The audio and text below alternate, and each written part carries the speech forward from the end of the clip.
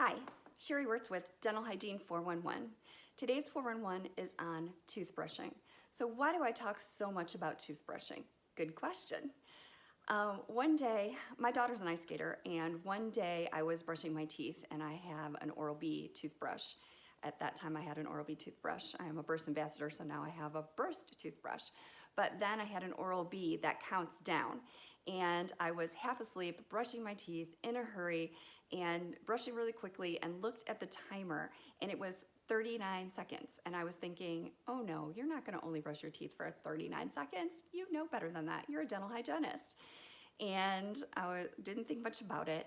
And then a couple weeks later, a week later, my daughter was brushing her teeth and we were in a hurry, and I was downstairs and I was yelling at her, come on Faith, hurry up, we're running late. She's like, Mom, you yell at me when I don't brush my teeth, you yell at me when I'm brushing my teeth, so hurry up, which do you want me to do? And I thought, oh my gosh, how many of us as parents are yelling at our kids to be in a hurry, or yelling at our kids because they don't brush their teeth? How many of us as kids went in the bathroom and wet our toothbrush and just said we brushed our teeth? So these things are still going on. And then I started asking people, how long are you brushing your teeth? How many times a day? So I'd been asking my patients these questions, but then I started asking people that weren't my patients, people that didn't go to the dentist. And I started going outside the four walls that I work in the 6 to 8 people that I see a day. And I started to see a pattern, and I started to see why dentistry hasn't changed a lot in the 30 years that I've been practicing. Dental insurance hasn't changed. The benefits are still $1,000 a year or $1,500 a year. And most people that have dental insurance, about half the people that have dental insurance aren't even using it and don't go to the dentist. So a lot of what I was seeing were people that were going to the dentist, and were going to the dentist probably more than once a year, some 3 or 4 times a year. And then I started working in a mobile dental unit, and I saw that cavities were the #1 childhood disease, second to the common cold. And when I was working in a dental practice, I didn't really see that, and I was thinking, where are they getting the statistics? Well, once you're out and you're going to schools and you're seeing 30 to 40 kids a day, you see that that is definitely the case. There were probably 2 or 3 kids a day that didn't have cavities, and most of the kids I saw had 3 to 5 cavities. And to me, that was alarming, and I felt like we're failing people. People don't understand the importance of brushing their teeth. And now they're linking the health of your mouth to the health of your body. And for so long, we see a dentist to see our teeth, we see a doctor to take care of our bodies, but we didn't connect them together. And 15 years ago, I was seeing disease in people's mouths, and we were doing a deep cleaning and then sending them to the periodontist, and they would get better for a couple months, and then we'd see them back and their gums would be a wreck again. And they'd be saying that they're doing what I'm saying, they're brushing twice a day, and I'm thinking, I'm just not seeing this. And then I started to make the correlation that that was a symptom of what's going on in their body. But trying to get the medical community then to believe a dental hygienist, I couldn't even get the dentist to believe what I was saying. But fast forward 15 years later, and now I have some case studies, and one of them is my uncle.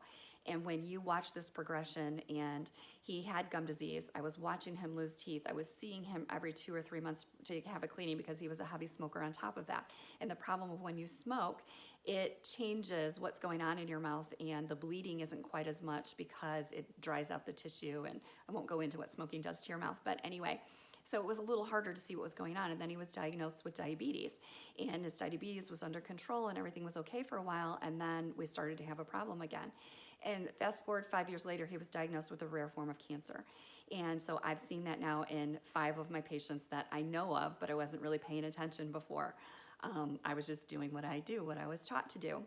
And then I started working with someone who started talking about patterns, and I started looking at the patterns, and I feel like maybe I could have saved my uncle's life, or maybe he could have gotten diagnosed sooner. So I'm on a mission to change the world, one mouth at a time, starting with toothbrushing, because what I'm seeing with what I was doing, what I was yelling at my daughter for doing, what I've been asking people, where I'm seeing people are missing, is that we need to start with the basics. Toothbrushing has just become something we just do, like breathing. We don't think about it, but we're not doing it intentionally. We're missing areas. We don't know that we have a disease in our mouth. People have been telling me more and more that when I tell them that they have cavities, well, I'm not having any pain. That's the problem with dental disease. It's silent. You don't have any pain. By the time you have pain, the disease has progressed. It's going to be costly to take care of. And so people are saying that dentistry is expensive. Well, dentistry is expensive only when you get to a point to now you have to take care of it because you can't do a simple filling or you can't reverse the cavity when it's still just in the enamel and not into the dentin because we didn't diagnose it soon enough. People are dying from oral cancer because we're not catching it soon enough because people aren't going to the dentist, we're not looking. So by the time we see it with our own eyes, it's at a stage 2 or 3. So cancers can be prevented, I think, sooner by looking in people's mouths, by you being your own health advocate and starting with toothbrushing. So watch for my toothbrushing challenge. Know the health of your mouth. If you don't know the health of your mouth and you're not going to the dentist, who do you trust? Who are you going to contact? You can contact me. We can do an oral health coaching call. We can get you to where you need to go.